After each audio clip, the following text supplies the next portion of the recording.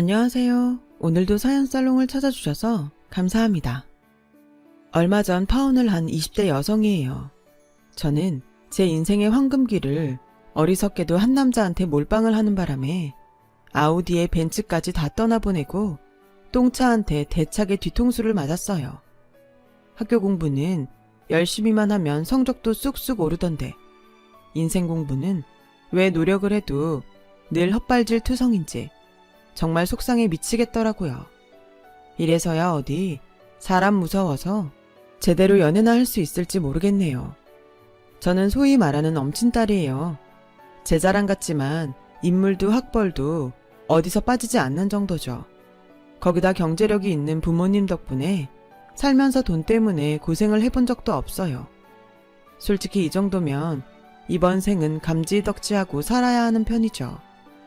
그런데 부모 재력이나 인물은 제 노력 없이 받고 태어난 거라 할 말이 없지만 그래도 학벌이며 스펙은 제가 정말 죽을 힘을 다해 이룬 것들이라 당당하게 자랑할 수 있어요.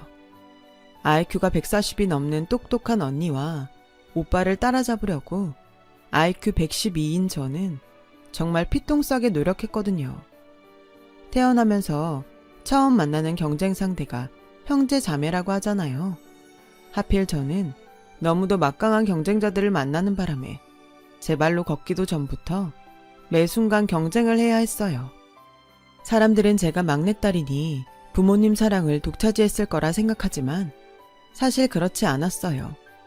저희 부모님은 자식들이 자율 경쟁을 통해서 스스로 능력을 기르길 바라셨고 뭐든 능력 있는 자식한테만 투자를 아끼지 않고 해주셨거든요.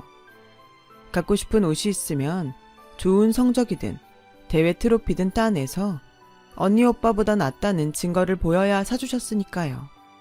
돈에 구애받지 않고 자랐지만 뭐 하나 쉽게 손에 넣는 법이 없이 자라야 했던 거죠.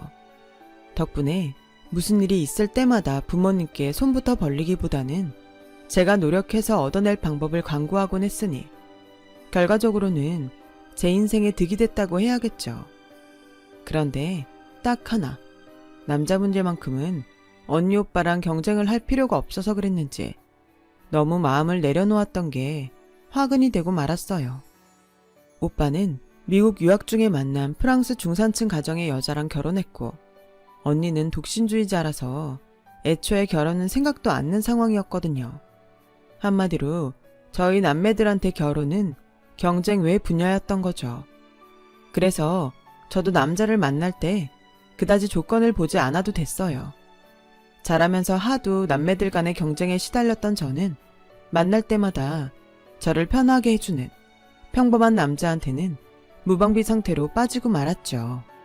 능력, 스펙, 뭐 하나 변변한 게 없는 남자였지만 제가 만든 샌드위치가 맛이 없어도 늘 엄지손가락을 치켜 세우며 맛있게 먹어주고 화장기 없이 무릎 나온 추리링에 슬리퍼를 신고 있어도 늘 예쁘다고 칭찬해주는 남자였죠.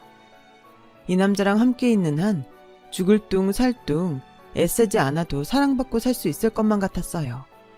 세상에서 유일한 내 편이란 생각도 들었고요.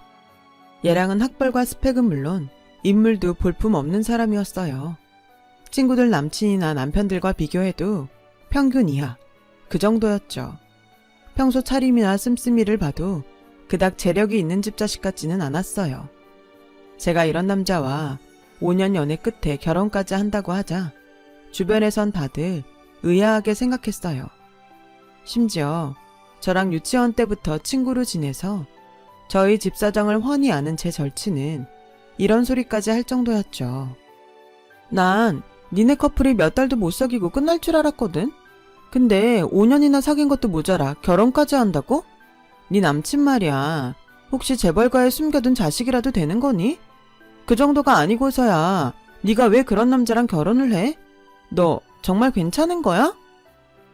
처음 그 말을 들을 땐 내 남자를 너무 무시하는 것 같아서 화가 나기도 했지만 여러 사람들한테 비슷한 얘기를 듣고 보니 이 결혼에 문제가 있나 걱정이 되기도 했어요.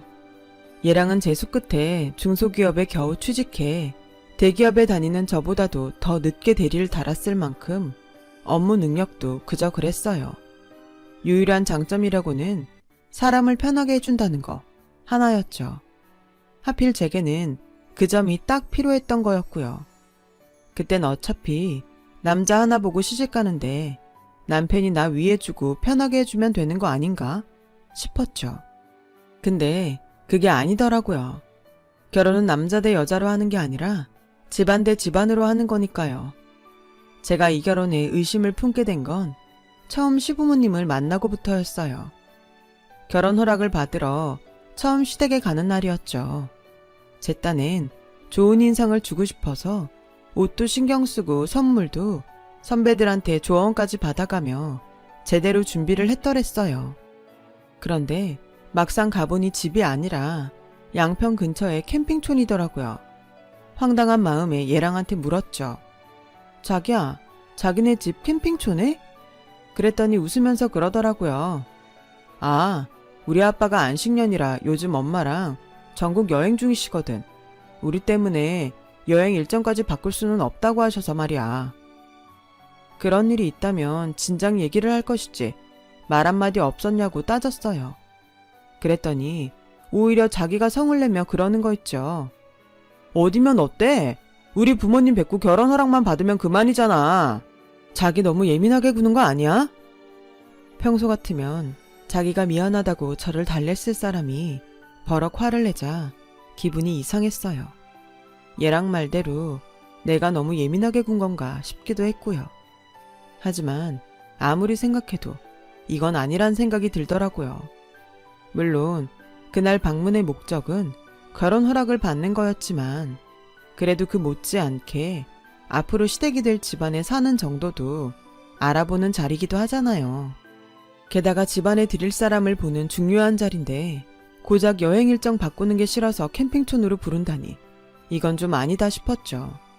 그런데 더 가관인 건 시부모님 태도였어요. 저를 보자마자 머리부터 발끝까지 쭉 살피시더니 대뜸 아니, 넌 옷걸이 그게 뭐냐? 그래서야 어디 일이나 시키겠니? 설마 새새끼처럼 조용히 앉아서 시애미가 해주는 밥만 낼름 먹고 갈 생각은 아니지? 난 그런 꼴 못 본다. 텐트 안에 내 옷가방 있으니 거기서 맞는 거 하나 꺼내 입어라. 애가 어쩌면 이렇게 경우가 없어? 솔직히 경우로 따지자면 당신들이 잘못한 거였지만 그래도 초면에 이빠른 소리 했다가 두고두고 트집을 잡힐 것 같아 제가 고개를 숙였어요. 죄송해요 어머님. 이런 데로 오는지 모르고 이렇게 입고 왔습니다.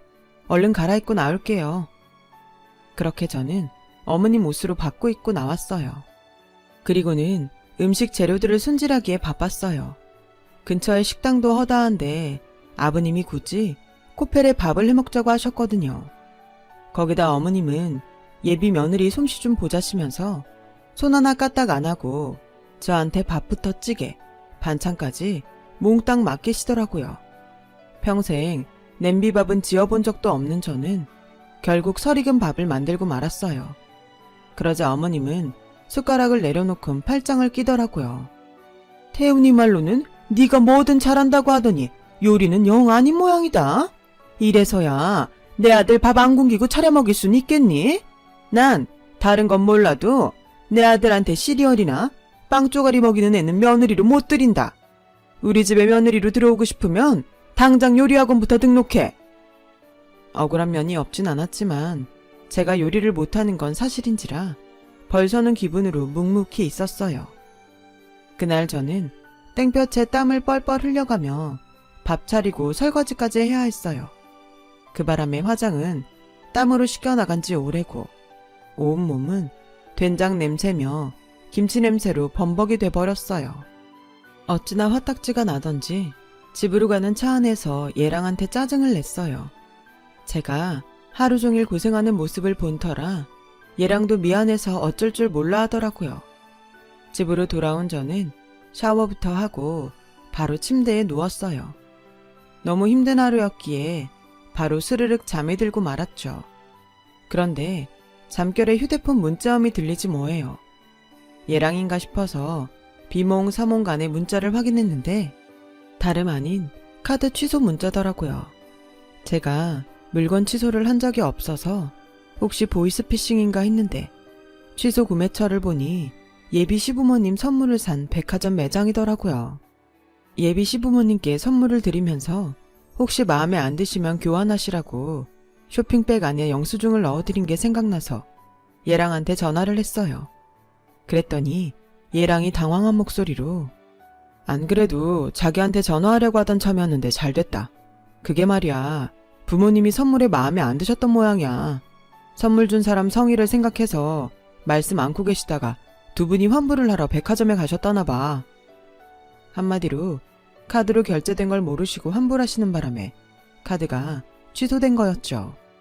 영수증에 분명히 카드 결제라고 찍혀 있는데 못 보신 건지 평소 환불을 안 해봐서 그러신 건지 아무튼 상황이 이렇게 된 거였죠. 이래저래 끝까지 기분이 찜찜하더라고요.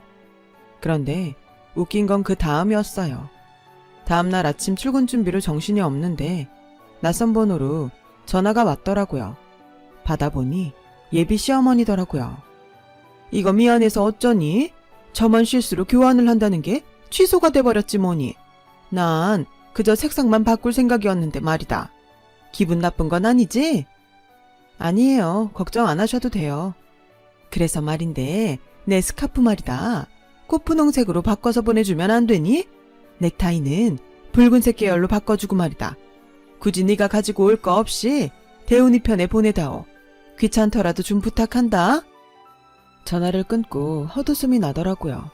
뭐 그리 급한 일이라고 꼭 또 새벽부터 전화를 하셨을까 싶은 게 이래서 사람들이 시자만 들어가면 질색을 하는 건가 싶더라고요. 결국 그날 점심때 백화점에 들러 스카프랑 넥타이를 사서 얘랑 편에 예비 시댁으로 보냈어요. 절친한테 그 얘기를 했더니 그러더군요. 교환은 무슨 돈으로 환불해주는 줄 알고 취소했던 거겠지. 우리 시어머니도 내가 사드린 가방 환불받으려고 백화점에 갔다가 카드 구매라 현금으로 안 준다는 말에 다시 돌아오신 적 있었거든. 그래도 그렇지. 어떻게 결혼도 하기 전부터 예비 며느리가 해준 선물을 돈으로 환불받을 생각을 하니? 그래놓곤 색상 교환해서 가져오라니 진짜 대박이다. 야 이 기집애야, 너 정말 이 결혼 할 거니? 결혼 선배로서 충고하는데 이 결혼 정말 아니야. 결혼은 교환이나 환불도 안 된다고.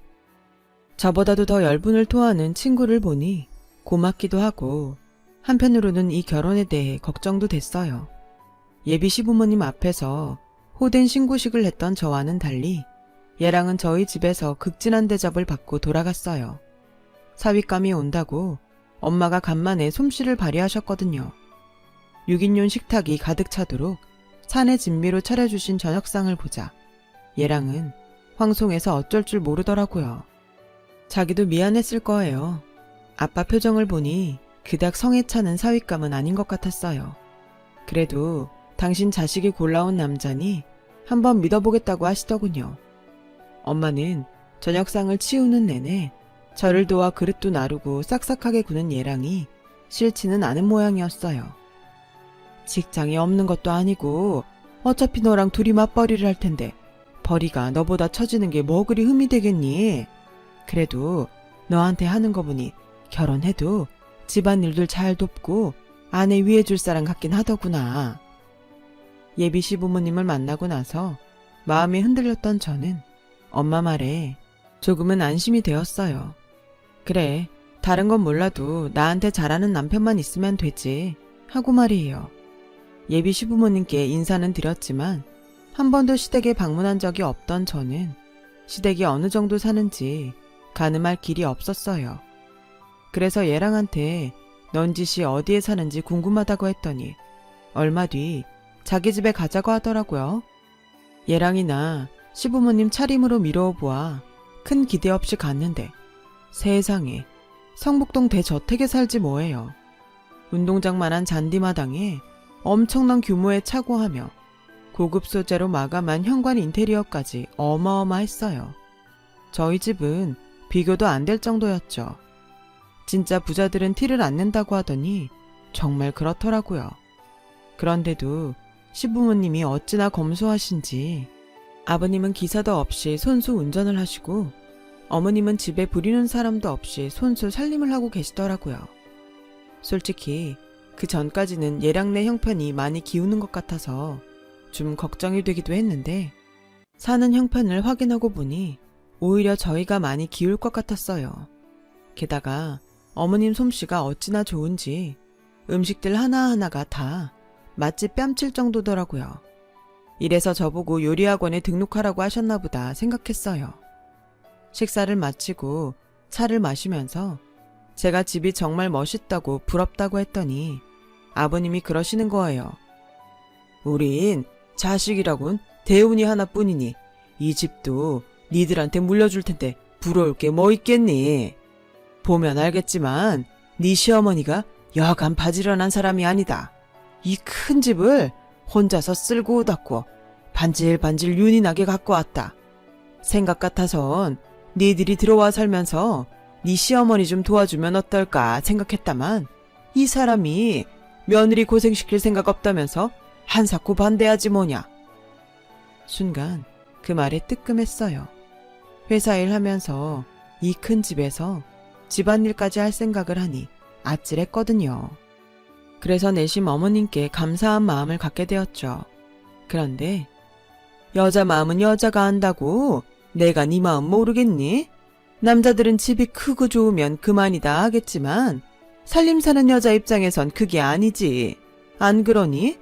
이제 나도 나이가 들어서 이 큰 집을 혼자 쓸고 닦는 것도 힘들고 게다가 요즘 네 시아버지 회사 사정도 안 좋아서 집을 팔까 생각 중이다. 부동산에 알아보니 이 집이 요새 한 50억 가까이 된다고 하더구나. 생각 같아선 당장 팔고 물 맑고 공기 좋은 곳에 있는 타운하우스에 들어가 살까 했는데 앞으로 이 집이 수십억은 더 오를 거라지 뭐니. 앉은 자리에서 수십억을 버는 건데 지금 팔기도 뭐하고 그렇다고 밀린 세금이면 나가야 할 돈도 있는데 무작정 잡고 있기도 그렇고 말이야. 그래서 말인데 너희 집에서 한 5억 정도만 해주면 어떨까 싶은데 네 생각은 어떠니? 그렇다고 그냥 달라는 건 아니다. 혼수야, 니들 살찌 꾸미는 거니 하지 말라고 할 순 없고 대신 예단비조로 5억을 해주시면 어떨까 한다. 네? 예단비를 5억이나요? 어머님, 그건 좀 너무한 것 같은데요. 예, 생각을 해봐라. 사돈지간에 돈 거래하는 것도 웃기잖니? 그래서 예단비로 가름하자는 거야. 단돈 5억만 있으면 이 집 안 팔고 수십억 불려서 니들한테 유산으로 줄 수 있는데 니들 입장에선 손해는 아니지 않니? 그리고 니네 부모님 돌아가실 때 어차피 너한테 유산 주실 거 아니니? 그거 미리 땡겨준다 생각하면 무리한 부탁도 아니지 뭐. 돈이 없는 것도 아니고 말이야. 그래 자기야. 이 집은 내가 나고 자란 집이라 솔직히 정도 많이 들어서 팔기 좀 그래. 장인어른한테는 면목 없지만 이 집을 생각해서 자기가 대신 부탁 좀 해주라. 응? 5억 들여 50억이 넘는 집으로 되돌려 받는 거니 손해는 아니지만 그래도 이런 식은 좀 아니다 싶었어요. 부모님께 맡겨놓은 돈 찾아오는 것도 아니고 주실지 말지도 모를 돈을 미리 땡겨달라고 할 수 없으니까요. 그래서 그건 좀 어렵겠다고 했더니 표정이 싸늘해지셔선 차갑게 알았다 이러시지 뭐예요. 집에 돌아가서도 그 모습이 내내 마음에 걸릴 정도였어요. 그래서 차마 부모님께 말씀 못 드리고 언니한테 이 얘기를 했더니 언니가 왠지 찜찜하다고 그러더라고요. 그런 집에 살 만큼 재력이 있는 집이 세금 낼 5억이 없어서 예비사돈한테 무리한 부탁을 하는 것도 그렇고 그렇게 검소한 사람이라면 애초에 식구도 없는데 그런 큰 집에서 살 리 없을 것 같다고 말이죠. 결혼을 앞두고 신경 쓸 일이 많아서 잠시 판단력이 흐려졌었는데 제가 줄곧 찜찜했던 부분을 언니가 정확히 지적을 해주더라고요. 그래서 이 결혼을 해야 하나 고민을 하고 있었는데 마침 결정적인 사건이 일어나고 만 거죠. 상견례를 며칠 앞둔 날이었는데 TV에 모 기업 젊은 CEO의 집이 나오더라고요. 부모님에 이어 2대째 회사를 이어가고 있다는 그는 그 집에서 나고 자랐다고 하더군요. 아버님의 유지를 받들어 부모님을 모시던 운전기사부터 가사 도우미까지 그대로 이어서 고용하고 있다고 하는데 맙소사 얼핏 지나간 운전기사가 바로 저희 시아버지지 뭐예요. 제가 잘못 봤나 싶어 눈을 크게 뜨고 보는데 세상에 그 집이 바로 얼마 전 다녀온 예비시댁이더라고요.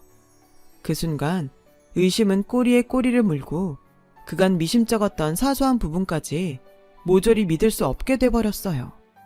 그래서 업체에 예비시댁의 뒷조사를 의뢰했어요. 상견례까지 시일이 촉박해서 할 수 없이 부모님께 이 사실을 말씀드렸죠. 그랬더니 아빠가 일단 상견례를 취소하자고 하시더라고요.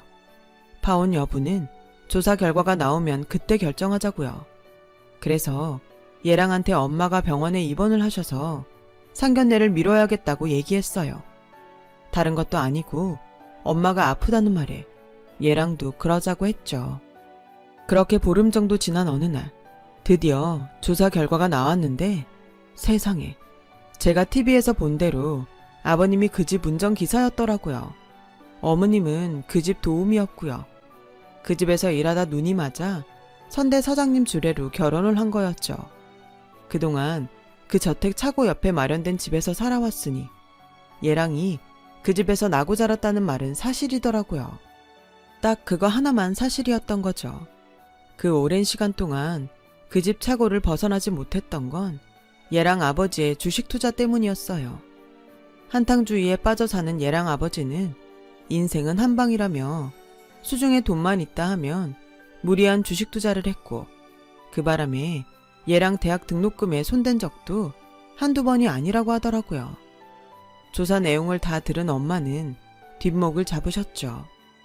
아빠는 당장 얘랑을 불러오라고 하셨어요. 이 결혼은 절대로 허락 못 하신다고요. 그런데 저는 그냥 이렇게 파혼을 할 수는 없겠더라고요. 파혼을 안 하겠다는 게 아니라 그동안 이 남자를 만나면서 허비한 그 시간이 아까워서 순순히 넘어가 줄 수는 없었던 거였죠. 그래서 주말에 절친과 함께 예비시댁을 찾아갔어요. 결자 해지라고 내가 벌인 일, 내가 처리하자는 마음도 있었죠. 먼저 얘랑한테 전화를 걸어 어디냐고 물었더니 다행히 집이라고 하더군요. 그래서 바로 초인종을 눌렀어요. 분명히 인터폰을 통해 제 얼굴을 확인했을 텐데 문을 안 여는 거예요. 그때였어요. 차고 문이 열리더니 안에서 검은 세단이 나오더라고요. 운전석에 앉아있던 얘랑 아버지는 저를 보고는 놀란 기색이었어요. 그대로 저를 지나쳐 가시려고 하길래 얼른 차 앞으로 나가 차를 막아섰죠. 그랬더니 얘랑 아버지가 다급히 차에서 내리더라고요. 때마침 차고에서 달려나온 얘랑은 제 팔을 끌어잡으며 끌고 가려고 했고요. 싫다고 하는데도 말이에요. 자기야, 연락도 없이 여긴 왜 왔어? 일단 근처 카페로 가자. 가서 얘기해. 가긴 어딜 가. 자기 아버님도 여기 계시는데 그냥 여기서 해. 왜? 사람들 앞에서 못할 말이라도 돼? 제가 차를 막고 버티자 아버님이 몰고 있던 차 뒷좌석에서 젊은 부부가 내리더라고요. 얼마 전 TV에서 본 젊은 CEO 부부였어요. 부부는 의아한 표정으로 제게 무슨 일이냐고 묻더라고요. 마침 잘 됐네요. 안 그래도 두 분도 관계된 일이라 만나 뵙고 싶었거든요. 자기야, 여기가 자기 집이라고 그랬지? 한 50억 한다고 그랬나? 아버님, 저희 결혼하면 이 집 저희한테 유산으로 물려주신다고 그러셨죠? 게다가 이 차도 아버님 차라고 그러셨잖아요. 하도 검소하셔서 기사도 안 부리고 직접 자가운전하는 거라고요. 그뿐인가요? 어머님이 하도 깔끔하셔서 도우미도 안 쓰고 이 큰 집을 직접 쓸고 닦고 손수 가꾸신다고도 하셨는데 맞죠? 근데 이상하죠? 얼마 전에 제가 TV를 보다가 뒤에 계신 저 부부가 이 집 주인이라고 하는 얘기를 들었어요. 얼마나 놀랐나 몰라요. 분명히 저한테는 예단비조로 5억 가져오면 이 집 저 주신다고 했는데 말이죠. 기억나시죠, 아버님? 그 말에 젊은 CEO 부부는 기가 찬 듯 헛웃음을 짓더라고요. 아저씨, 이게 무슨 소리예요? 이 집이 왜 아저씨 집이에요? 그리고 내 차랑 도우미 얘기는 뭐고 5억에 내 집을 유산으로 주겠다는 소리는 또 뭐냐고요? 아저씨, 지금까지 사람들한테 이렇게 사기치고 다니셨어요? 다른 사람도 아니고 며느리 될 사람한테까지요? 저요, 솔직히 아저씨네 식구들 저희 집에 사는 거 정말 싫어요. 저희 아버지가 불쌍한 사람들 내치면 안 된다고 하도 부탁을 하셔서 지금껏 하는 수 없이 봐드린 거라고요. 그런데 어떻게 고마운 줄도 모르고 사람 뒤통수를 치세요? 이래서 사람들이 머리 검은 짐승은 거두는 게 아니라고 하나 보네요. 그러자 부인이 거들며 한마디 했어요. 말이 낫으니 말인데요. 저희 그동안 참을 만큼 참았어요. 툭하면 아주머니가 식재료 빼돌려서 댁에 가져가시는 것도 알면서 눈 감아 드렸고요. 저희 딸애가 유당 불내증 때문에 우유 먹이면 안 된다고 그렇게 말씀드렸는데도 먹다 보면 먹어진다며 고집 부리고 저 없을 때 먹여서 병원 들락거린 게 한두 번이 아니었어요. 그 일 때문에 이희한테 아저씨네 내보내라고 그렇게 얘기했었는데 아버님 유지라 참았던 거라고요. 그런데 이젠 온 가족이 사기까지 치세요. 다 필요 없고요. 더는 못 받으리니까 당장 짐 싸서 나가주세요. 그간 주식빚 갚는다고 빌려가신 돈에 이미 몇 달치나 가불까지 해가셨으니 저희가 드릴 월급도 없으니 짐 싸서 바로 나가시면 되겠네요. 그때였어요. 대문 뒤에 숨어서 상황을 훔쳐보고 있던 얘랑 어머니가 달려나와선 주인집 부부한테 한 번만 용서해달라고 빌더라고요. 주인 부부가 대꾸도 없이 집으로 들어가자 땅바닥에 앉아 통곡을 하더라고요. 그러다 저를 발견하곤 달려들어 제 머리를 잡으려고 했어요. 이년아, 너 때문에 우리 식구 길바닥에 나앉게 생겼다. 책임져라 이년아. 이래서 집안의 여자를 잘 들여야 된다고 하는구나. 이리 와. 오늘 너 죽고 나 죽자 이년아. 죽긴 내가 왜 죽어요. 애초에 당신들이 되도 않는 거짓말만 안 했어도 일이 이렇게는 안 됐어요. 내가 언제 이 집 재산 보고 결혼하자 그랬던가요? 아니잖아요. 당신들이 내 부모한테 돈 뜯어내려고 사기치지만 않았어도 오늘 같은 이런 일은 없었을 거라고요. 그래놓고 누구한테 죄를 뒤집어 씌워요? 창피한 줄이나 아세요. 야, 니네 돈 많다며. 그 많은 돈 좀 나눴으면 어때? 니네 아버지 불우이웃 돕는다고 1년에 기천은 우습게 성금 내잖아. 어차피 그렇게 쓸 돈 사위인 나한테 주면 어디가 덧나냐? 그깟 5억 가지고 사람을 이렇게 우습게 만들어야 속이 시원하겠어? 그 말을 듣는데 이놈을 그냥 끝내주면 안 되겠다는 생각이 들었어요. 마침 그때 차고에 있던 걸레통이 눈에 들어왔고 저는 냅다 걸레통을 들어 그 안에 있는 구정물을 얘랑한테 뿌려버렸어요. 너 같은 놈한테는 걸레밥물도 아깝지만 이거라도 먹고 정신 차려 이 썩어 빠진 놈아. 네가 그런 거지근성으로 세상을 사니까 네 삶이 이런 거야. 사기쳐서 남의 돈 먹는 걸 당연하게 생각하는 놈은 깜빵에 들어가서 참교육을 좀 받아야 돼. 기대해라. 내가 5억은 못 줘도 5억짜리 소송은 걸어줄 테니까. 아줌마 아저씨도 마찬가지예요. 자식 보기 부끄럽지도 않으세요? 부모가 그러고 사니까 자식도 이 모양 이 꼴인 거라고요. 제 탓하실 게 아니라 당신들이 인생 잘못 산 걸 탓하라고요. 그날 그렇게 저는 파혼을 했어요.